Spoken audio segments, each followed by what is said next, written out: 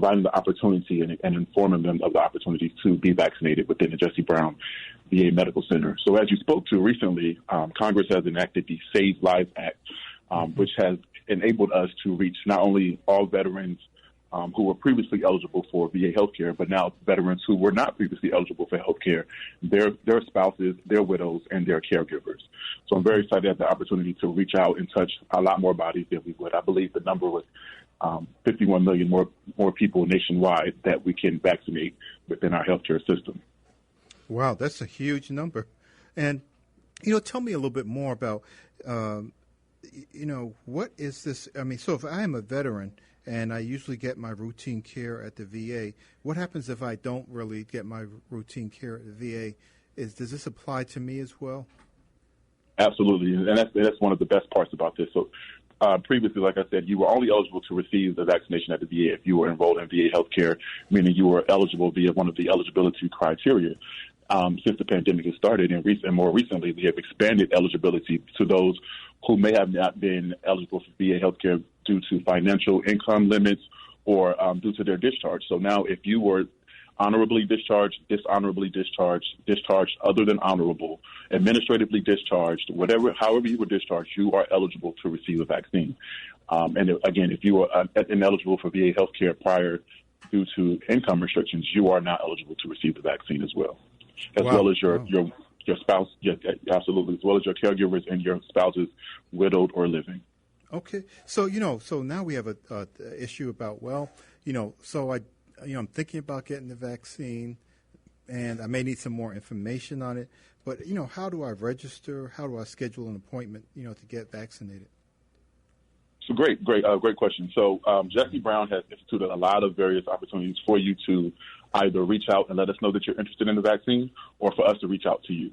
So we obviously know who our veterans are that are enrolled in healthcare with the VA system. We've been reaching out to you, and if you somehow not received one of our contact attempts, please reach us at 312-569-5801. You can call us at that number Monday through Friday between 8 and 3:30, and one of us will pick up the phone, and you can inquire about your eligibility. You can inquire about receiving an appointment.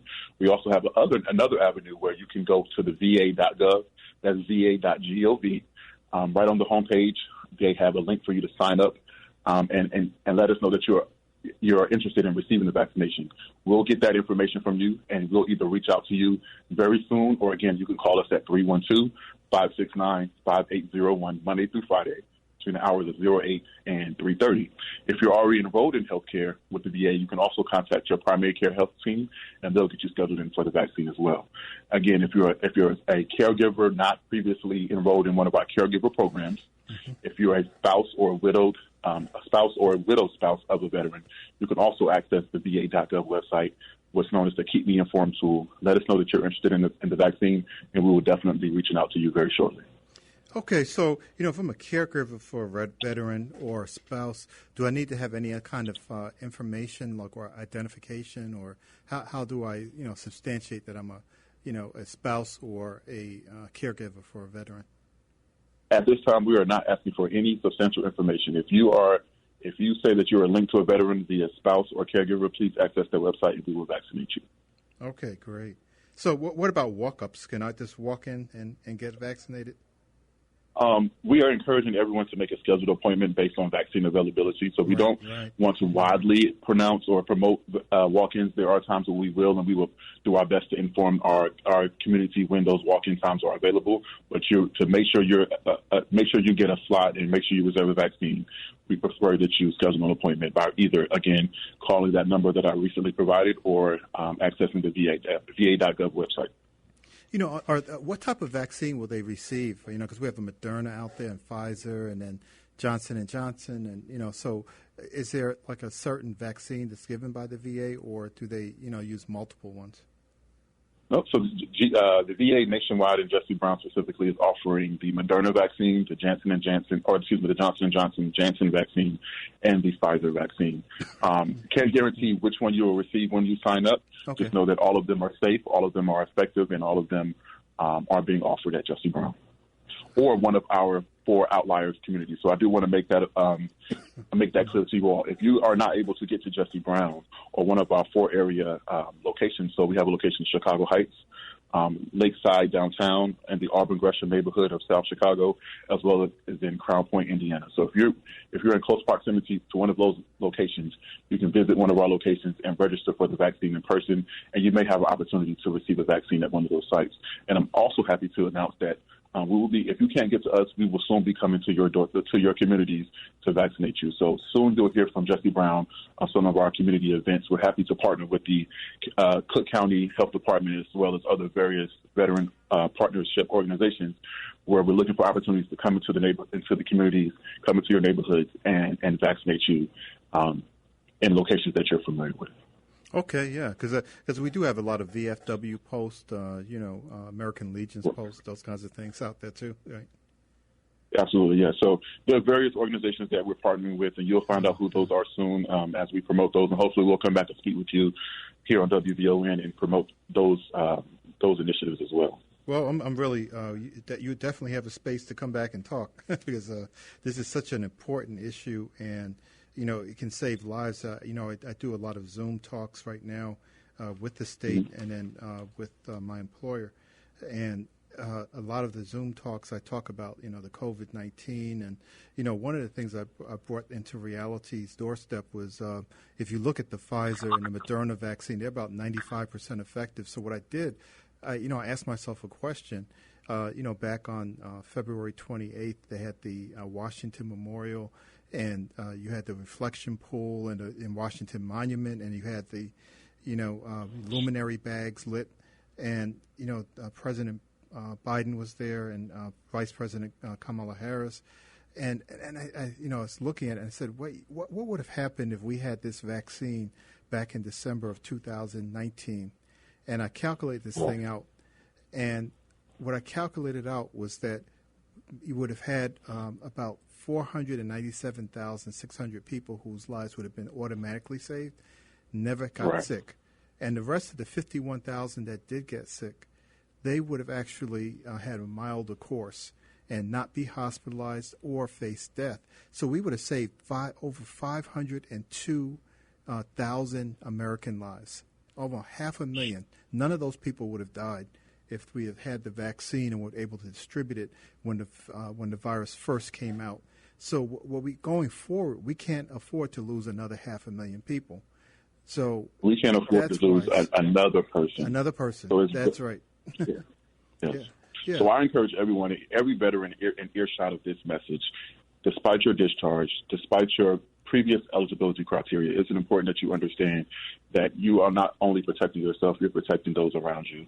And we have opportunities to protect those around you as well. So another point that I would like to make is, as we're opening up and as the weather is getting warmer, you see that younger folks are going out and they're going about their day as if COVID does not exist. And COVID is still a very real threat. Yes. And I just want to encourage everyone, as you're making your travel plans, please understand that you're not considered fully immune to the COVID-19 virus until about 2 weeks after your last dose of the Moderna or Pfizer vaccines, or at least 2 weeks after your first dose of the Johnson & Johnson Janssen vaccine. So please be mindful of that. You cannot receive your second dose today and be considered fully immune and start your travels. So just please plan for that as you're going about your days and planning your trips. It is important that we continue to protect one another. If you receive your vaccine, please continue to wear your mask and do your part into reaching herd immunity. That's right. Yes. And the public health measures are still extremely important. So, I got vaccinated with the Moderna, and I actually about 4 weeks ago was my second dose. And I was telling people when I had my first dose, I had a little bit of soreness in my left arm, and then after the second dose, I had pain in my right arm. It was pretty bad, and I said that's because I was running for a Zoom meeting and hit my right shoulder on the door. I still had the shot on the left, but my right shoulder was hurting a heck of a lot more than my left one. And so, I didn't really have any, untoward consequences. I know some people who felt a little bit sick for the first 24, 48 hours, but that is a lot better, having a slight fever, some soreness, some headaches, than being put on a ventilator for 6 weeks and maybe not coming off. So the trade-off, and when I was in the military, we going over to as a combat veteran. So when we were going over to Iraq, we had Operation Iraqi Freedom. We had this whole thing with getting vaccinated. So they put 3 shots in one arm, 2 in the other. Give you a card and say, lose that card and you'll get vaccinated again when you get overseas. So everyone was holding on to that card with both hands and both feet, making sure they kept it. And so, we survived that. We survived all kinds of things that they gave us in the military and did well with it. And it probably protected us to a great deal when we were overseas from getting some serious illnesses. Personally, I've walked through a polio ward in Uganda. And I do not want to see polio here. So, even getting to childhood immunizations are so important. But this is something that we know is effective and safe, and we have got to make sure that we, ask your providers, learn something if you have to, go to the VA. I guess the website has some information in the CDC.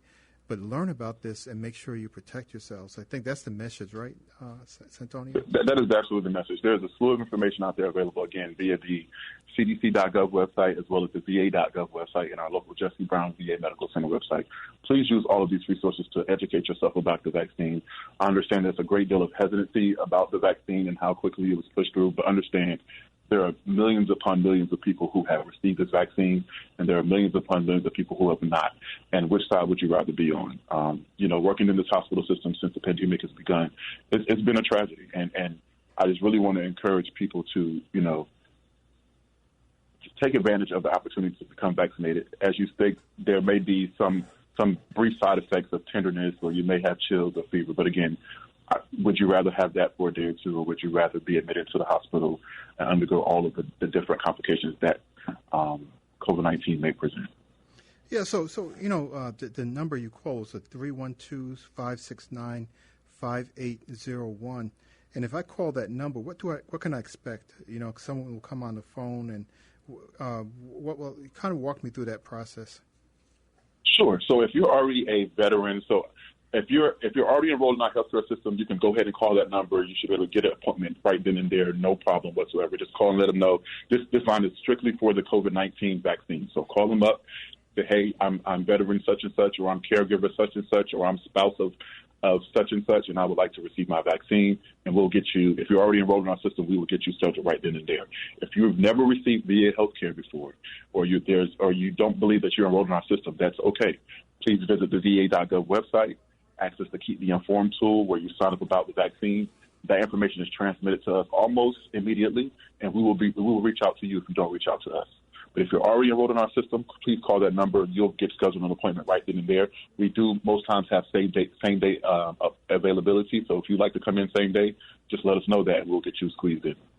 Yeah, because one of the things I do is some teaching too, and one of the things I always tell the students that I teach, the graduate students, I always say, science never asks you to believe in it, but it's incredibly unforgiving if you do not.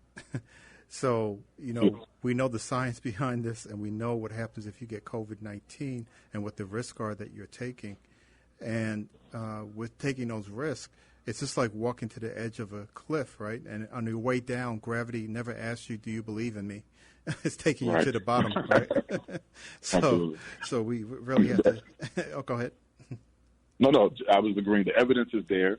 Whether you can appreciate science in its totality or not, the evidence is there. This is a much safer option for us. The COVID vaccine, the three vaccines that are currently available to us are all considered and deemed safe and appropriate and effective. There's no reason you should doubt the safety of these things. Again, it's been tested upon millions and upon millions of Americans, and millions of them upon millions worldwide. And again, it's a far greater outcome than not. Yeah, and it's part of our readiness too, because many, veterans have a different breed, right? We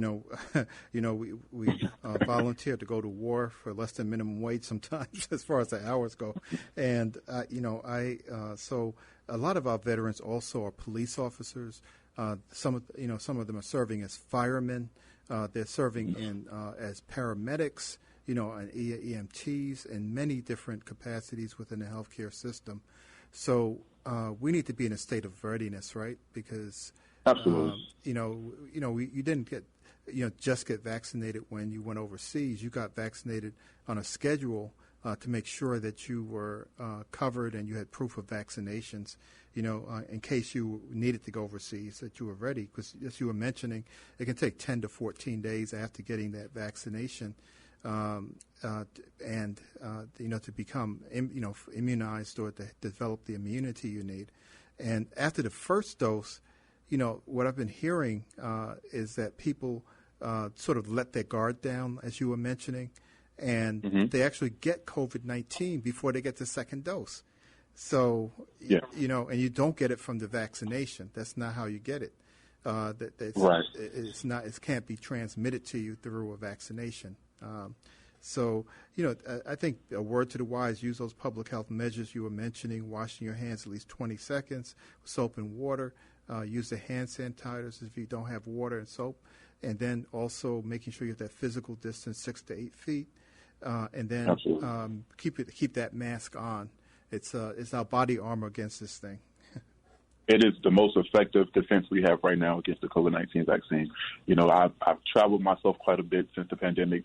I have worked in a hospital, obviously, since the pandemic began, and I've been fortunate enough not to catch the virus because I have taken the appropriate safety precautions in donning my mask at all times, washing my hands as frequently as possible, and physically distancing as appropriate. So please, I encourage you all to, even if you receive the first dose, please do not let your guard down. The temporary complications that you may endure, again, far outweigh the cons of contracting the COVID-19 virus. Please wait until you're fully vaccinated. That is, you receive your second dose of the Pfizer or Moderna vaccination, or the first and sole dose of the Johnson & Johnson Janssen vaccination, and then try your best to wait 2 weeks before making any major travel plans. Great. Thank you, Santonio. Santonio Sanders, U.S. Navy veteran and VBA, Jesse Brown, VA, group practice manager, and our partner, Jesse Brown, VA Works. We are so glad to have you on board. We were looking to have you back again, but we are going to a station break right now. And again, call that number 312-569-5801. Thank you.